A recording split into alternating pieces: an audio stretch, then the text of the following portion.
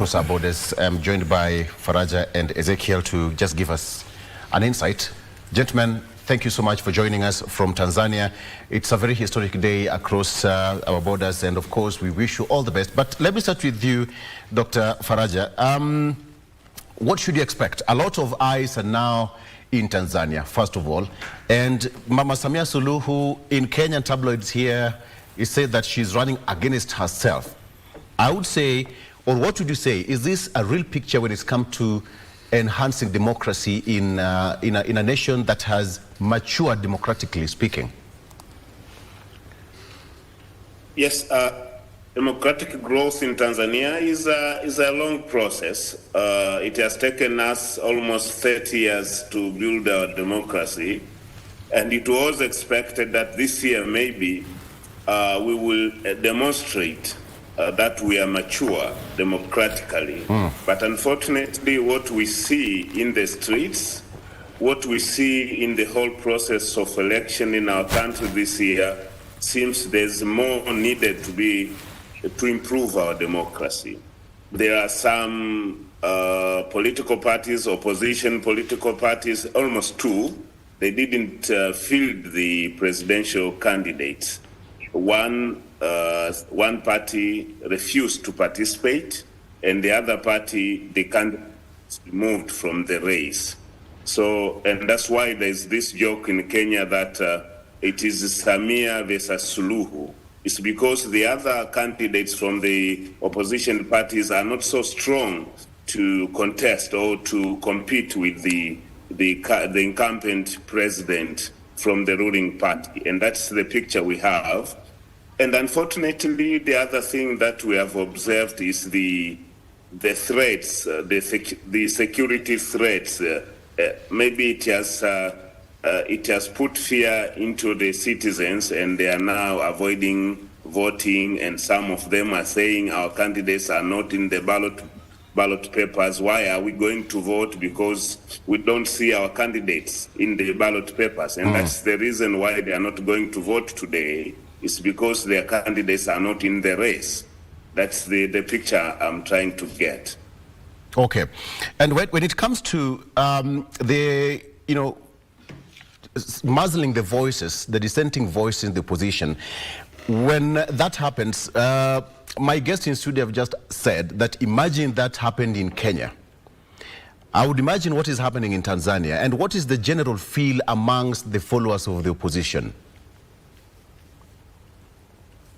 The general feel that the followers of the opposition is that they were deprived of their right to participate in the democratic process. They were deprived of the right to have their candidates in the ballot papers. They were deprived of their rights to demonstrate their feelings against the process itself, against the abductions, forced disappearances, and extrajudicial killings that have been happening in our country, and mostly targeting the opposition politicians.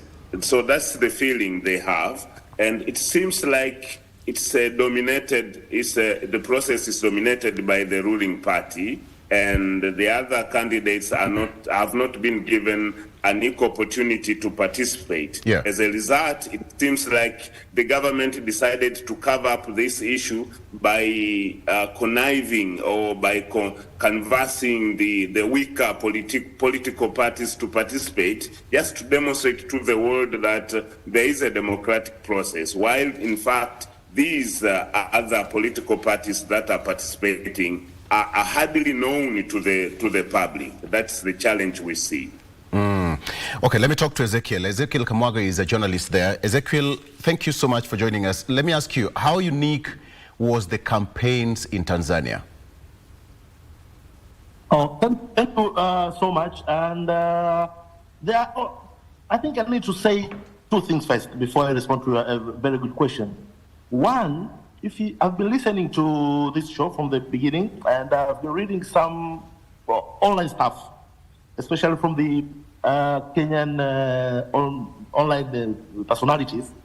And there are two things that are not really correctly reported. The first thing is, in Tanzania, the main opposition party is Chadema. That is the main opposition party. But Chadema made the decision not to participate in this election. So it wasn't like CCM or the government said maybe they have jailed Tundu Lissu when he was about to contest. No. What happened is Chadema decided not to participate in this election because they say our country needs some electoral reform. They say as it is in Tanzania, it is very difficult for them to compete with CCM. So they say, you don't make the changes, then you are not participating in this election. And that is how they came up with what they call no reforms, no election. That they will stop this election, they'll make sure that this election is not really done, and then they won't participate. So Tundu Lissu was taken to court for treason charges, which we can talk about later, but it was after his party decided not to participate in the election. So now, if you are the main opposition party in the country, and you have decided not to participate in the election, how can you say now they are not competitors? Because you are the competition and you have decided not to contest. And the other thing that is not really speaking about in the media or other people since the beginning of this show is the fact that CCM is still a very strong political party. So it isn't like CCM is a party that has no followers, etc. For someone who have been watching the political rallies that have been happening in Tanzania, you will see huge number of people following the meeting, following the President Samia's rally, which means CCM still has a lot of supporters. And if you talk about, let's say, the strength of the other opposition, let's say I've also spoken about the other party known as ACT Wazalendo, whose candidate was also removed from the ballot. What people are not saying is the person that has caused ACT Wazalendo not to participate was one of their members who said the supposed candidate of ACT Wazalendo, the one Ruhaga Mpina, who moved from CCM to Chadema, the member of ACT said, moved from ACT to Chadema to CCM to ACT. The member said, you have a question. And he took that, he wrote a letter to the political party saying the due process within the party was not followed. So it was not even CCM, it is something from within the opposition. The ACT Wazalendo member, a very senior member of ACT Wazalendo, who said the party procedures were not followed. So it is not even CCM. And Tundu Lissu, the opposition who we are all saying was taken to jail, he was contested in the party with Chadema, with the former Chadema chairman, Freeman Boy, in the internal election. And I think he won by about 6%. So it is almost half the member of Chadema did not vote for Tundu Lissu. So it's not even popular within his own party. That is what people do not say. That is what you don't see in the discussion. That is how the Chadema, some member of Chadema, including the Deputy Secretary General, the elector of election, etc., they moved to another opposition party because they did not feel like they're still welcomed in Chadema after the ouster of Freeman Boy. So when in your own party, you win by almost 52%, right, it means you are not that popular, even within your party. Okay, Ezekiel. Ezekiel, allow me to cut. Let me finish. Yes. Allow me to cut you short. But the question I asked is that how unique was the campaigns in Tanzania? Perhaps certain things that we as Kenyans did not see on this other side. Yes, that's what I wanted to make this clear, because this has been repeated that, Samia Suluhu, there is no election, opposition, or banned. That's why I wanted to put this clear first. Now, the uniqueness of this year's election was the fact that for the first time since we started the multi-party democracy, that is 80 years back, we have an election where the opposition, the main opposition party, is not participating. So it was like CCM all over the place because there is no really opposition. But again, I keep on saying maybe the issue in Tanzania is that we do not have a figure like Raila Odinga in our policy, because I think in Kenya, Odinga could have maybe not contesting some election, because maybe say, okay, I participated in this election, maybe my win was stolen, or maybe some constitutional issues are not there. But I think in Kenya, the Rutos, the Odingas, they keep on pushing, they keep on participating until they win the election. So for us, I think maybe that's the lesson to it. Maybe in Tanzania, we need a figure that will really unite the opposition, the figure that will really unite the people, the people across the divides, because the opposition in Tanzania is really divided. In my time, and I've been a journalist for over 20 years, this is the moment where the opposition is really, really divided. You cannot even have a meeting of the opposition party in Tanzania to sit and say, okay, let us unite and do this, because of the division even within the opposition. So for me, the unique party is that it was only the CCM which was campaigning. These opposition parties that participated in this election were really, really small parties. But again, the constitution allows us for election every 5 years. It is the duty of political parties to make sure that in 5 years' time, they put themselves in a situation where they can really challenge CCM. And it is not the duty of CCM to make sure that the opposition is strong enough to take it out of power. Okay. Thank you. Let me come back to you, Dr. Faraja, in 1 minute. Again, let me ask you, Dr. You know, when Mheshimiwa Hassan started her tenure, she started by undoing some of the policies during Magufuli's, regime, the kind of authoritarian and probably repressive kind of policies. And she also embraced the opposition. But later on, we've seen that she's backtracked. And now opposition leaders are crying foul and some of them are not going to the election. What did you say this kind of politics is?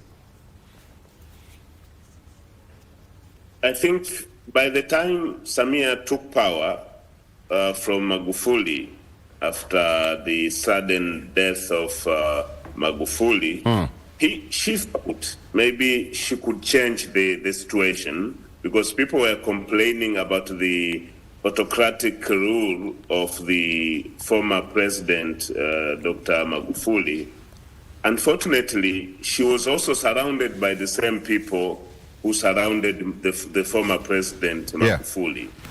And we believe maybe they told her that with this way of ruling, you won't govern these people. You need to be powerful. You need to be strong. Don't allow the motherly love in politics. That's at home. That's not in politics. And the other thing that we presume is that she found herself at the crossroad. She couldn't know what to do with the opposition. So she sought some advice from the senior cadres, or the senior politicians, or the senior intelligence people in the system. And we believe they are the ones who told him that you should use a strong hand to govern these people. Otherwise, the opposition politicians will always will create more havoc into your administration, and you will never find comfortable ruling this government. One is because of the bias. The Tanzanians thought she is a female president, so she might not fit into the patriarchal dominant politics. But the other thing, she comes from Zanzibar, and the majority are from Tanzania mainland. They might not show clearly or openly that they were not happy with her, but even within her party, CCM, there were some groups of the members who were not comfortable having her as the candidate, having her as the president. So you can even follow the stories about Pole Pole and the team. They were not always happy to see her ascending into power as the president. They wished to see there was a re-election after the passing of Magufuli. So this situation within her party, and the situation within the government, and the situation within the country, it might have pushed her to become such an authoritarian president. And maybe, unfortunately, we can say it has the approach that she took has almost damaged her acceptance to the public. Many Tanzanians, not only the opposition, as Ezekiel is pointing out, even ordinary citizens consider her to be more authoritarian this time than she started in 2021 when she assumed into power. So these are the challenges that we have observed. And maybe the situation and the environment that she found herself in have pushed her to be in like she has been acting now. But now the problem is people are not happy the way she has been dealing with the opposition, the way she has been dealing with the people who have been criticizing her, abductions, forced disappearances, and extrajudicial killings. These are the things that have damaged her rule, her administration so much than it could have happened if she could have left them criticizing her without abducting them, without causing more harm to the opposition politicians. Okay. Her image, her reputation could have retained without even taking too much force into the opposition. Thank you. I have one of my guests here has a question for you. Professor Alfred Omenya has a question for you. Prof, probably you can ask Daktari. Yeah, I hope we're still connected there. Yeah, we are good to go. Yeah. There's this opinion, and I think your colleague highlighted that these problems that we're seeing in Tanzania, it is the opposition to blame. That is actually one issue. That is it really true that the opposition is the problem, so that in these sham elections, or is it the other way around, that government has made the space impossible for the oxygen that we need for competitive democracy to thrive? That I think is something that's concerning. And are people actually believing that the situation currently, in terms of this process that we've seen of repression, of fear, of lack of space for people to express for themselves, that actually the problem in Tanzania is the opposition, and the opposition are trying to create instability, including Tundu Lissu, who has been locked up there, that they're indeed the problem, and the problem is not the government. The government of Tanzania is trying, to ensure that we actually have national unity. Okay, this we can say. There are several aspects we can consider objectively. One, we can say it's the opposition to be blamed. In one aspect, they are not ready to unite. They are not ready to put together the ideologies and to stand for the common ideologies, to make them strong. That's one. But secondly, you see, doing politics in Tanzania is costly. You need resources. You need human resources. You need capable people, influential people who can convince the public that they are also capable to be an alternative to CCM.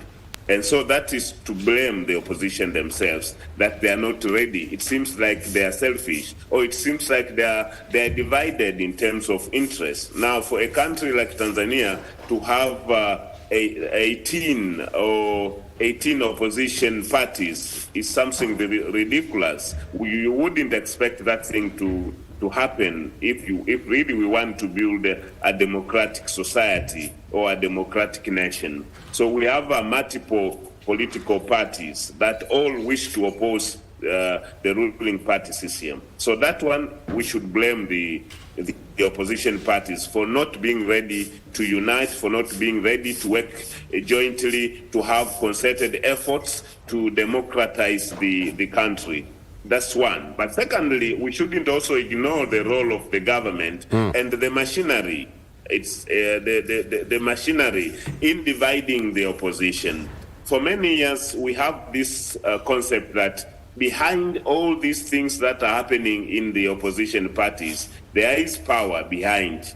that control the opposition parties. And the power seems to come from the government itself. It doesn't want to see the opposition parties grow and become stronger, because that will become a threat to the existence of the ruling party that forms the government for many years since independence. So that's the second issue. But thirdly, in Tanzania, we see this situation happening so often that the ruling party has an advantage of having the middle class, has an advantage of having majority of the elite. It has an advantage of having the senior politicians joining the ruling party. So you will see the distinction. The opposition the opposition parties do not have strong candidates, strong politicians who can attract the public, who can attract the support of the majority Tanzanians, because they don't have resources, they are not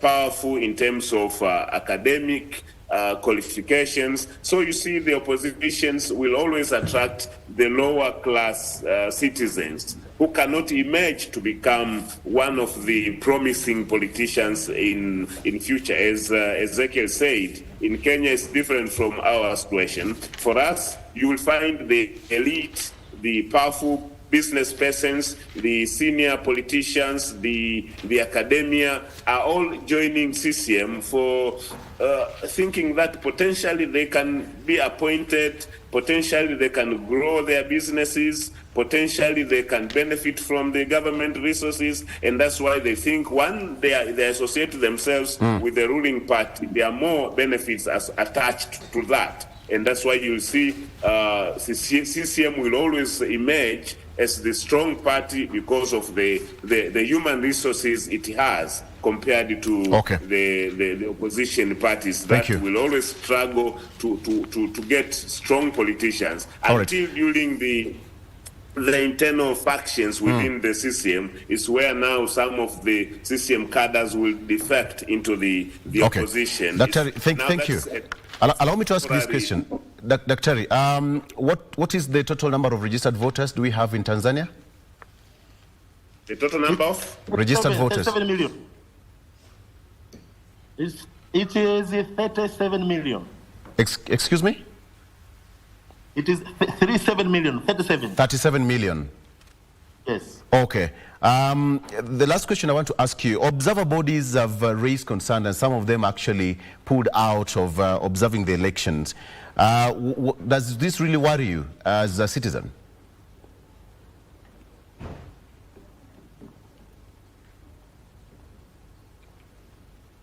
Okay. I think we've lost Ezekiel? Is this for Faraja or for me? Ezekiel, go ahead. Go ahead. Okay. So, can you repeat the question? We have got electoral observer bodies who've pulled out of that exercise. Does this really worry you? Yes. No, not at all. Not at all. Because they were not really specific on what reason they gave out not to do the observation. And I think if you ask a lot of people in our country, the real issue of election observation, I think as a lot, it's aura that it had in the past. I think now they're just people, they come here, they do observation, and you can't really find a place where the election observation has made a real impact in democracy in a country, especially in our continent. So I think people think too much about it. All right. And then the professor, I'm happy to have the professor there. I want to elaborate on the last question that you asked Dr. Faraja on the changes that has happened in Tanzania, especially after Samia came to power. And I think the professor is aware of the term the political scientists are now using, the issue of democracy backsliding, where sometimes when you come to power, after the authoritarian rulers has left, it is very, very difficult to return to where it was. So President Samia came to power in 2021 after President Magufuli, who was the authoritarian. So the Tanzanians did not vote for President Samia in 2021. They voted for Magufuli. And one of the reasons as to why democracy backslides after the authoritarian rule is because there's a lot of what we call the remnants of the previous regime who are there.